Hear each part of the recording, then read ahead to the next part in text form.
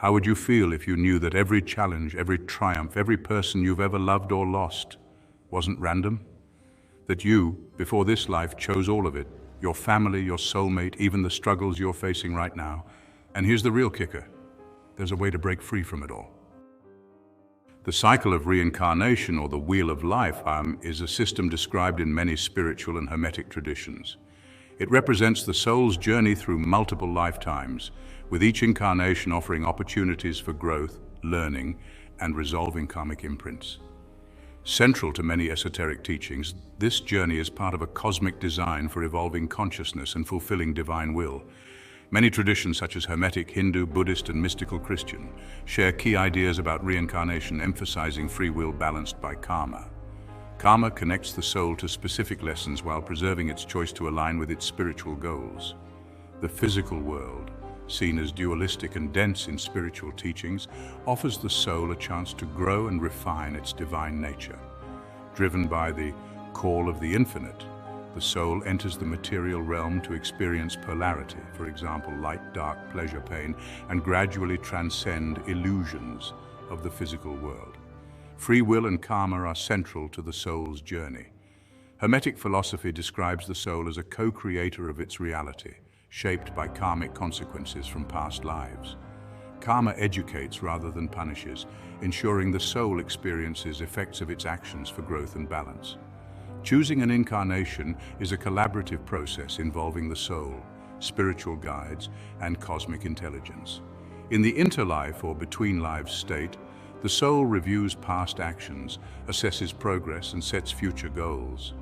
Spiritual guides offer wisdom, but the soul ultimately decides, reflecting Hermetic ideals of responsibility and sovereignty.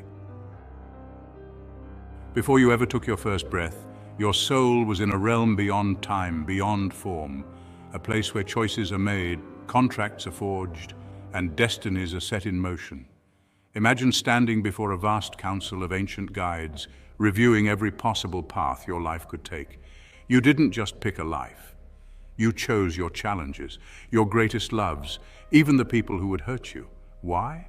Because every experience you'd face in this life would teach your soul something it couldn't learn anywhere else. But here's the twist. Your soul didn't act alone. There are karmic ties, ancient contracts that bind you to others. Yes, even your soulmate wasn't a random encounter. They've likely walked this journey with you through countless lives, playing different roles in each. Before entering the physical world, the soul exists in a state of pure consciousness, deeply connected to the source of creation, referred to as the divine God or universal mind. In this timeless state of unity, the soul experiences no separation, limitation, or duality. However, even in this blissful state, the soul feels an innate desire to grow, experience, and understand. This longing leads it to incarnate in the material world, where challenges and opportunities for growth abound. The soul's decision to incarnate stems from its desire for growth and self-discovery. The physical world serves as a school, offering experiences like emotions, relationships, and challenges that are impossible in its original state. Each soul has a unique mission, focusing on learning specific lessons such as compassion, forgiveness, self-love, or courage. These lessons help refine the soul, bringing it closer to its divine essence and contributing to the evolution of consciousness. This mission isn't tied to worldly achievements, but to spiritual growth and fulfilling its role in the greater cosmic design.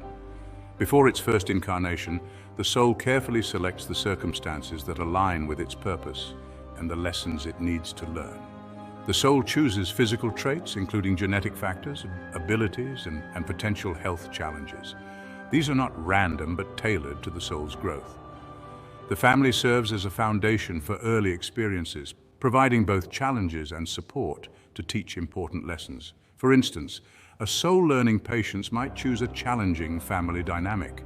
The cultural, social, and historical context of birth shapes the soul's experiences and opportunities for growth.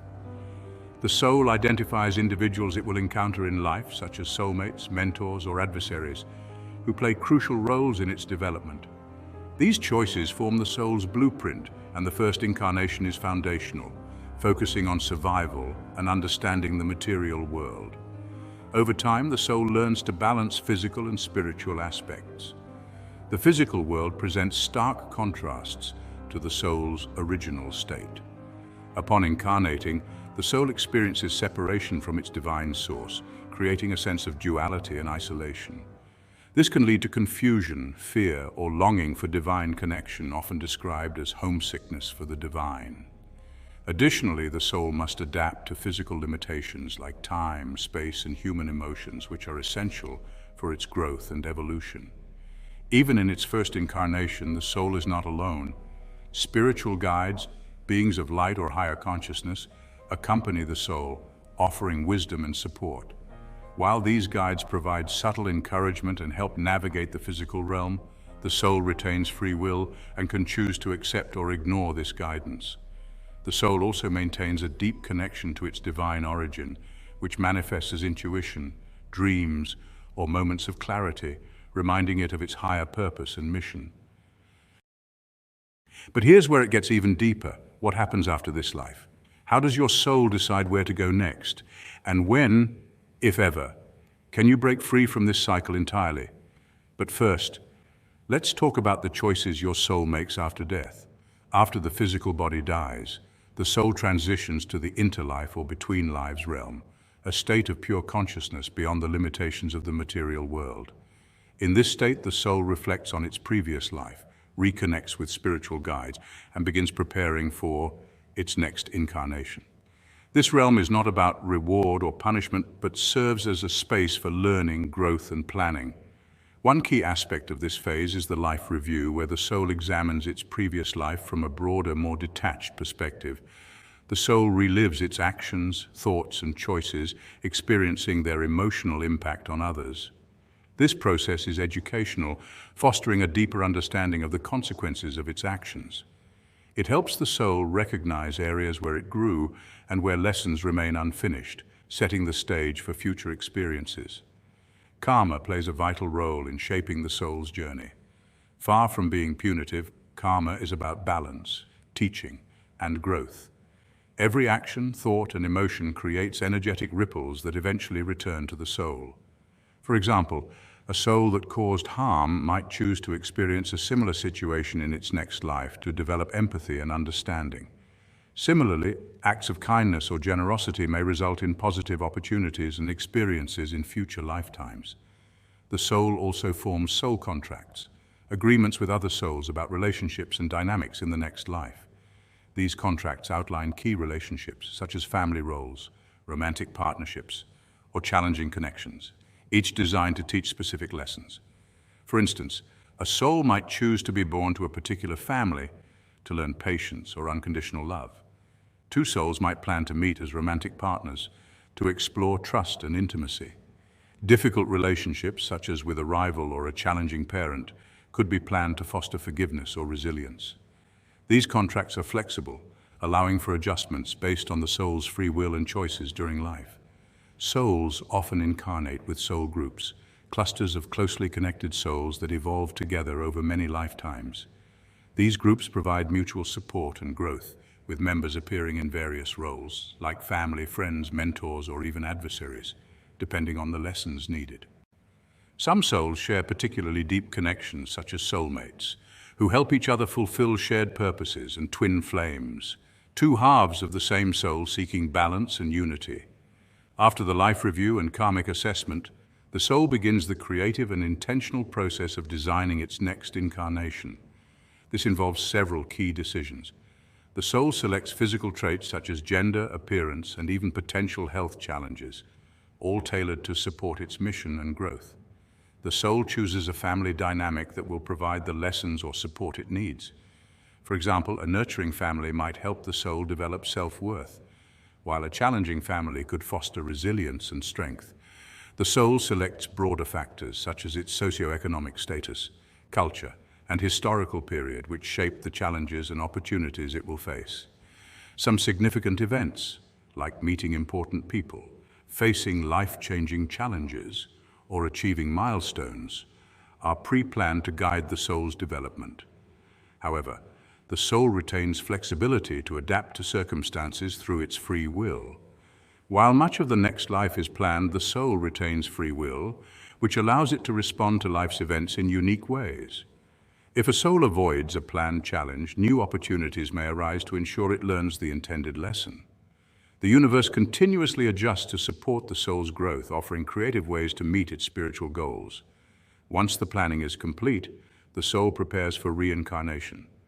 This involves crossing a veil that separates the spiritual and physical realms, causing the soul to forget its past lives and pre-birth plans. This forgetting ensures that the soul's experiences in the material world feel authentic and spontaneous. Despite this, subtle reminders of the soul's purpose persist. These may manifest as instincts, dreams, or a deep inner calling. Throughout life, the soul is guided by these inner signals and the influence of its spiritual guides, who remain a constant source of support and wisdom. You see, reincarnation is like a school. Each lifetime is a classroom where you learn lessons, clear karmic debts, and evolve. But here's the catch. Until you master certain lessons, you're bound to return over and over again. What determines your next family? Your next challenges? It all depends on the energy you've carried forward, the karma you've built, and the contracts you've yet to fulfill. Liberation, or freedom from the cycle of reincarnation, is not about escaping life, but transcending the illusions and limitations of the material realm. It allows the soul to exist in harmony with its divine source, experiencing unity, peace, and boundless creativity. This state, known as enlightenment, moksha, or ascension, is celebrated across various spiritual traditions. Enlightenment does not mean the soul loses individuality or ceases to exist. Instead, the soul becomes fully conscious of its divine nature, shedding layers of illusion that create separation. In this state, the soul can choose to remain in higher dimensions of existence or return to the physical plane as a guide or teacher, free from karmic obligations. Achieving liberation is a gradual process of spiritual awakening and mastery, requiring the soul to release attachments, resolve karma, and align with universal truths. The journey begins with cultivating self-awareness. The soul must recognize its patterns, desires, and fears, understanding how these bind it to the material world. Practices like meditation, mindfulness, and self-reflection enable the soul to observe thoughts and emotions without becoming entangled in them. Inner work often involves addressing unresolved karma and healing wounds from past lives. By forgiving others, seeking forgiveness, and releasing resentment, the soul frees itself from energetic ties that perpetuate the cycle of reincarnation. Attachments to people, possessions, and outcomes tether the soul to the physical plane. The Hermetic principle of mentalism teaches that reality is shaped by thought. When the soul clings to material desires or fears, it reinforces its connection to the cycle of reincarnation. Detachment does not mean abandoning love or responsibility, but involves experiencing life fully without relying on external factors for happiness. A detached soul can love deeply, work passionately, and appreciate life's beauty while remaining free from dependence on outcomes. Liberation requires harmony with the universal principles governing existence. These include recognizing that every action creates ripples influencing the soul's journey, understanding the interconnectedness of all things and acting in ways that honor this unity.